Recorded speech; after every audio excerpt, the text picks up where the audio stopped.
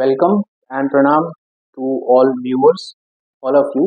आज code of civil procedure का next topic section 9 which says courts to try all civil suits unless barred. ये जो heading है bare act की, इसमें क्या चीज डिफाइन कर रहा है? वो डिफाइन कर रहा है suits of civil nature.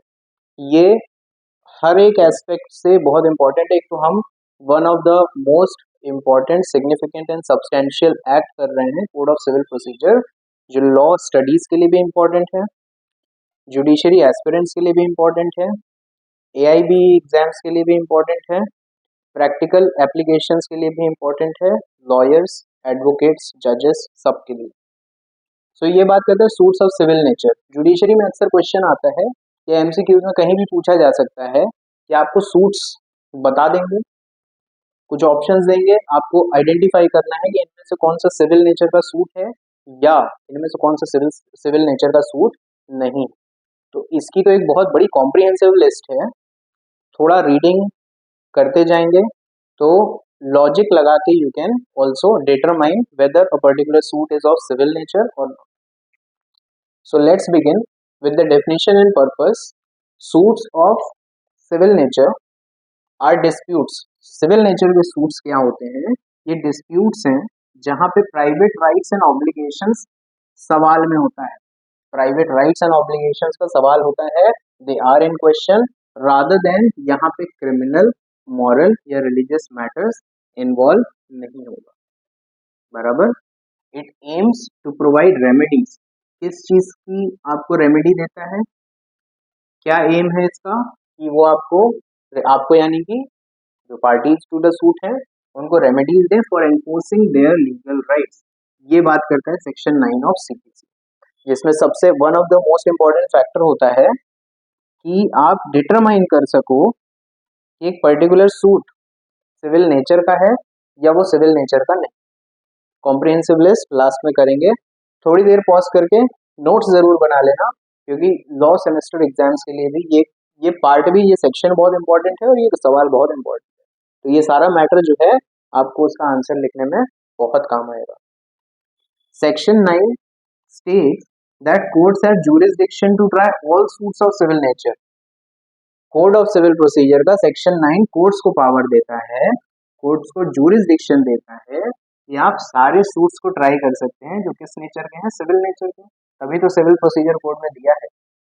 Exception क्या है? Unless they are explicitly barred. Explicitly मतलब क्लियरली एक्सप्रेस है कि किन्हीं सिचुएशंस में, किन्हीं जगहों पे एक्सप्लिसिटली बार्ड होता है, तो उन सिचुएशंस में नहीं। Otherwise section 9 states that courts have jurisdiction to try all civil suits.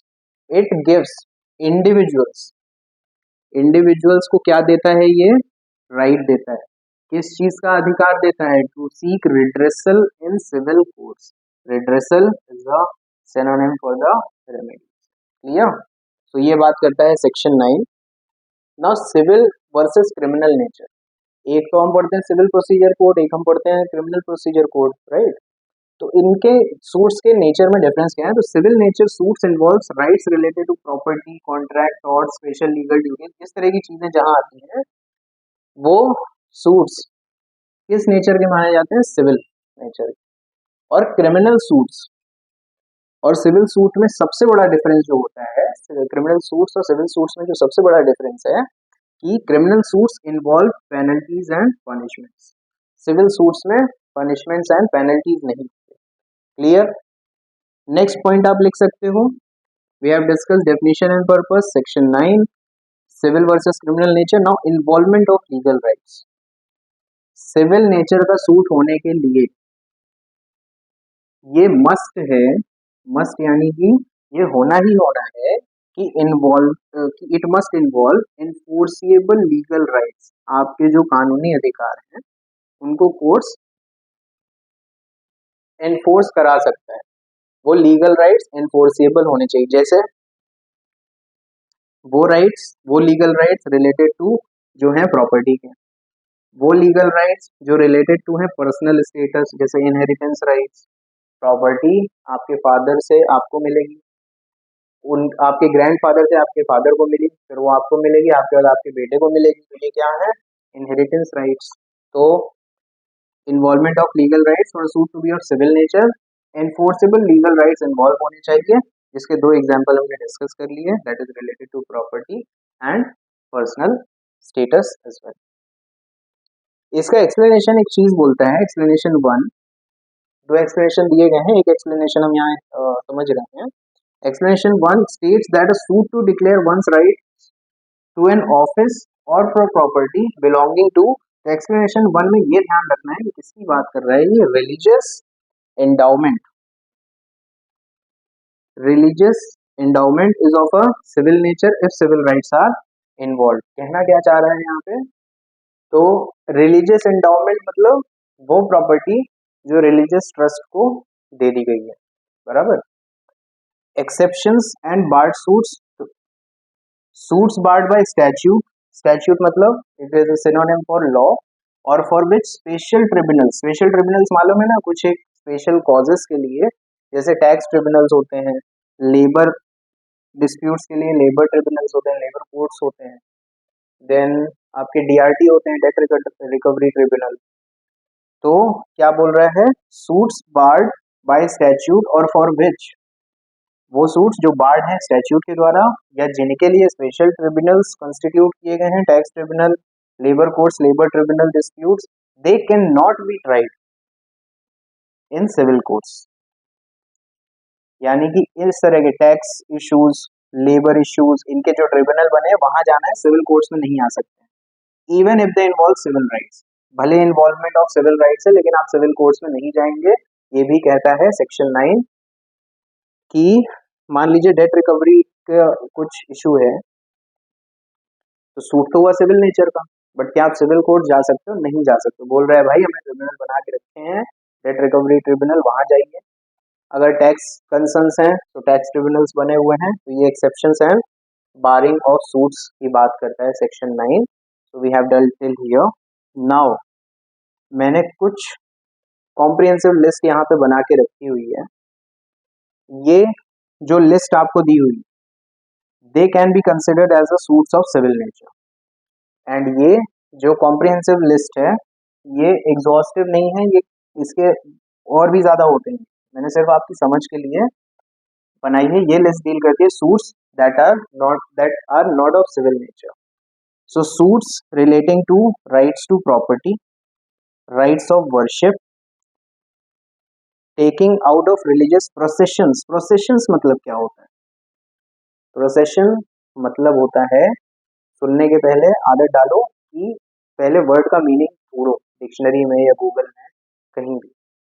Procession मतलब होता है जुलूस, आप शादी की जो बारात जाती है वो भी एक तरह का प्रोसेशन होता है। So suits relating to taking out of religious procession, civil nature, right to shares and offerings, damages for civil wrongs, breach of contracts, specific performance of contract, जिसके लिए हमने एसआरए का भी हमारा प्लेलिस्ट है, आप देख सकते हैं उसके भी lecture, specific reliefs, restitution of conjugal rights, it is related to marriage, we will cover up this in another video, dissolution of marriages, suits relating to rents, dissolution of marriages means divorce cases, for or account for or on accounts related या rights of franchise, ये सारे suits of civil nature हैं। इनके साथ right to hereditary offices, rights to यजमान वृत्तिज, यजमान वृत्तिज क्या होता है, यजमान वर्ड कहाँ से सुना है, यजमान या जजमान क्लाइंट को कहते हैं, आमतौर पे जो पुजारी पंडित होते हैं वो आपको यजमान नाम से संबोधित करते हैं। तो आपने कोई उनसे काम कराया, यज्ञ वगैरह करवाया और उनको पैसे नहीं दिए, तो वो भी सूट दायर कर सकते हैं। तो ये आता है राइट्स टू यजमान वृत्तिज में। यजमान का वैसे टेक्निकल मीनिंग जो है that is client. Then against wrongful dismissals from services and for salaries के लिए भी सूट जो होंगे वो सिविल नेचर के अंतर्गत आएंगे। And suits that are not of civil nature, वो सिविल नेचर में आ जाएंगे। इनके साथ ही monetary disputes, right to office opposition, family matters, easement rights, IPR disputes, what is IPR, intellectual property rights, trademark, patent, copyrights, damages for torts, nuisance, trust, and will disputes, ये सारे suits of civil nature के हैं। ये questions आते ही आते हैं कि आपको पर्टिकुलर टाइप ऑफ सूट दिया रहेगा और पूछा जाएगा कि ये सिविल नेचर के हैं या पूछा जाएगा सिविल नेचर के नहीं। तो बी रेडी एंड इसको पढ़ना है रेफरेंस बुक से, बेयर एक्ट से, इधर उधर से। बहुत बड़ा कॉन्सेप्ट है। एक टाइम आएगा जब आपकी पढ़ाई पूरी हो चुकी होगी ना, पढ़ाई तो खैर कभी पूरी नहीं होती है, नेवर एंडिंग प्रोसेस है। सो वहाँ पे फिर आप लॉजिकली स्ट्रांग हो जाएंगे, एनालिटिकली आप आइडेंटिफाई कर पाएंगे कि हाँ भाई ये सिविल नेचर का सूट है या ये सिविल नेचर का सूट नहीं है। आते हैं suits of civil, not of civil nature. इनमें सूट्स वो हैं which involve principally caste questions, जाति के आधार पर। Suits involving purely religious rights और ceremonies, suits for upholding mere dignity or honor, suits for recovery of voluntary payments or offerings, suits against expulsions of from caste, होता है ना cast से किसी को निकाल देते हैं, उनकी समिति या जो